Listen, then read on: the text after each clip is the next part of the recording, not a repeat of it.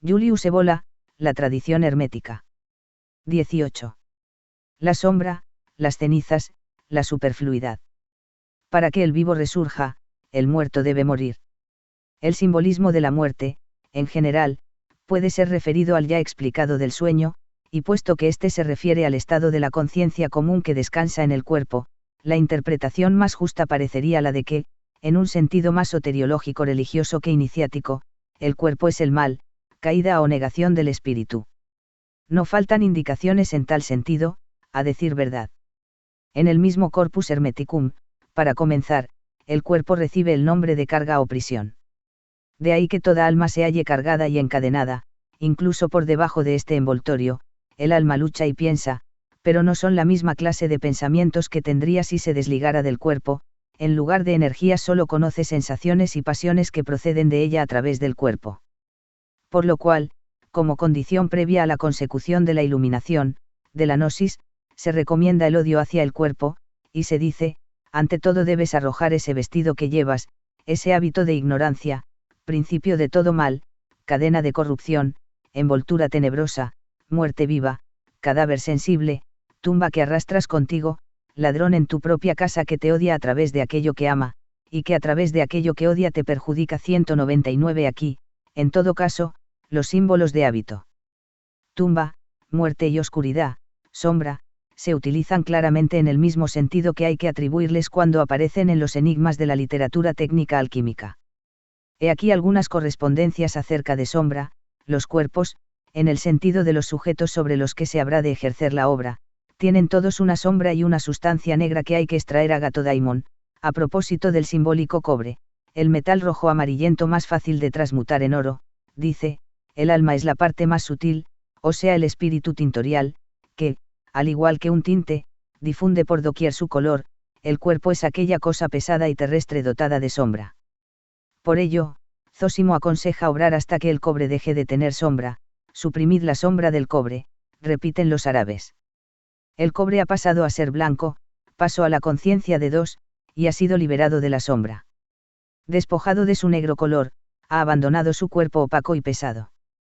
Comario, hablando de un barra inversa espíritu tenebroso, que oprime los cuerpos, repite casi textualmente lo dicho en el Corpus Hermeticum. Dice, barra inversa cuerpo, en el sentido primordial, espíritu y alma se debilitan a causa de la sombra caída sobre ellos. Pelasgio aduce que sólo cuando el cobre abandona su sombra, puede barra inversa tener toda clase de cuerpos, cosa que, como veremos, coincide casi exactamente con la finalidad del arte. Aún más explícitamente el cosmopolita dice que se trata de despejar las tinieblas y llegar a ver la luz de la naturaleza, que escapa a nuestros ojos, ya que para nuestros ojos, el cuerpo es la sombra de la naturaleza. Si todas estas indicaciones no estuvieran condicionadas por ningún significado ulterior, tendrían un carácter sospechoso desde el punto de vista iniciático. Puesto que el cuerpo, en sentido amplio, es expresión y, al propio tiempo, la base de la individuación, se trata de superar una concepción evasionista y místico-panteísta perteneciente más al mundo de las religiones que al de las iniciaciones. A pesar de ello, en la doctrina hermética se suelen encontrar también una serie de expresiones de espíritu muy diverso. Por ejemplo, ¿qué puede significar, para nosotros que sabemos lo que es la sal, una expresión como esta del de Parmaco católico, sin sal no podría hacerse piedra filosofal, o esta otra, sal metálica es piedra filosofal?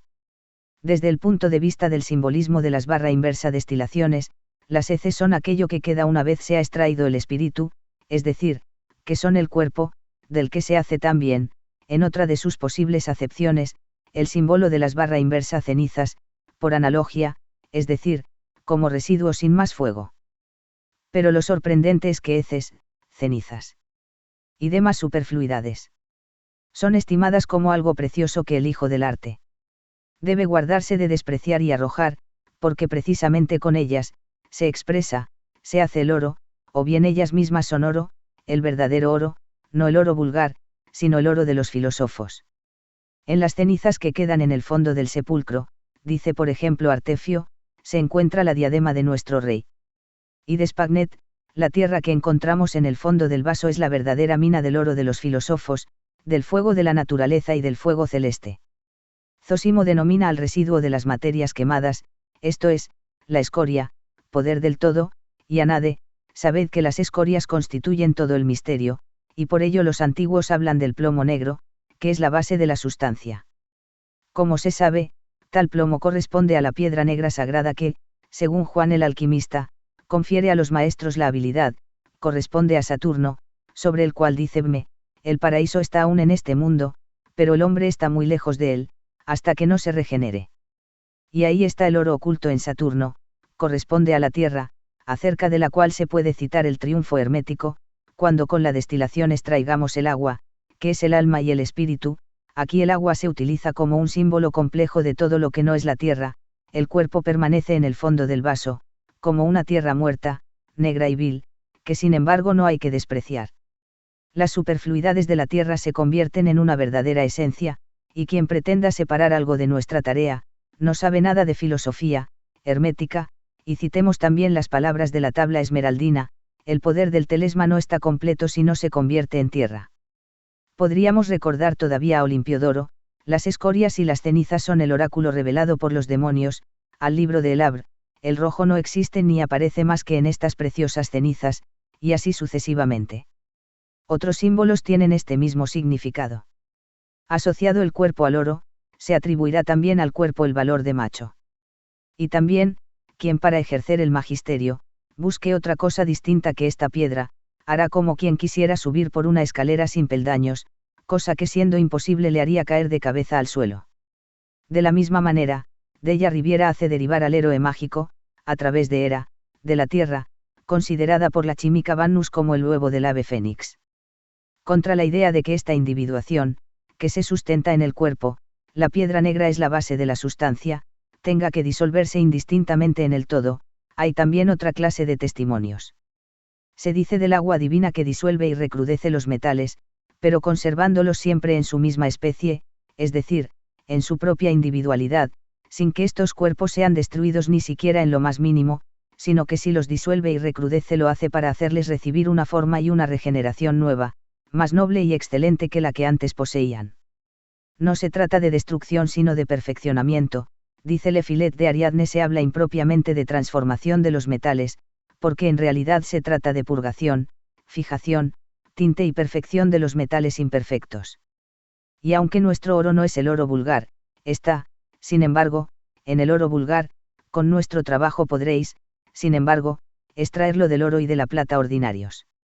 Ya en Pelasgio y en la carta de Isis a Horus se dice que el oro es la semilla del oro, como quien siembra trigo, hace que nazca trigo y recoge trigo. Así pues, se conservan las especies. Hay una continuidad. Queda la modalidad central de cero, que en su forma vulgar se manifiesta en la humana personalidad, y la operación no la altera. El mismo sentido es el que encontramos en el simbolismo de las circulaciones. El vaso en el que se realiza la obra, el aludel, el atanor, debe permanecer herméticamente cerrado hasta la realización de la obra magna, y esta es la prescripción de todos los autores. Pero sucede entonces que la parte sutil del compuesto, también llamada ángel bajo el ardor ígneo, se separa de la pesada y corporal, pero sin poder huir, presionando contra la pared superior del vaso cerrado, se ve obligada a condensarse de nuevo y a volver abajo, como un destilado que reaccionará sobre el residuo y lo transformará. Es un principio fundamental del arte que el espíritu no debe volar y huir, so pena de echar a perder aquello que se pretende conseguir. Artefio dice, no dejéis exhalar el espíritu, porque si saliera del vaso, tu obra quedaría completamente destruida. Esa es la razón por la cual se desaconsejan los fuegos demasiado violentos, porque la fuerza de los espíritus podría romper el vaso, y todo se perdería sin provecho alguno. Asimismo, por ello, otros insisten en el espesor del vidrio del matraz y en el perfecto, hermético, cierre. Y se aconseja correr inmediatamente en ayuda del cuerpo cuando el alma se dilata por haberse aflojado el vínculo, de lo contrario el alma abandonaría esta compañía terrestre para volver a unirse a otro elemento. Cosa que no parece corresponder al objetivo que se persigue. De la misma manera se expresa en Zacarías, hay que permanecer atento y vigilante para no dejar pasar Comunidad Europea momento preciso en el nacimiento de nuestra agua mercurial, con el fin de reunirla con su cuerpo, que hasta ahora hemos llamado levadura y que a partir de ahora llamaremos veneno. En este caso la expresión veneno se refiere al punto en el cual el principio de obra se manifiesta como una fuerza trascendente y disolvente respecto a los estados personalizados. Ivo me dice, si el espíritu huye de la prisión, encerradlo de nuevo en ella.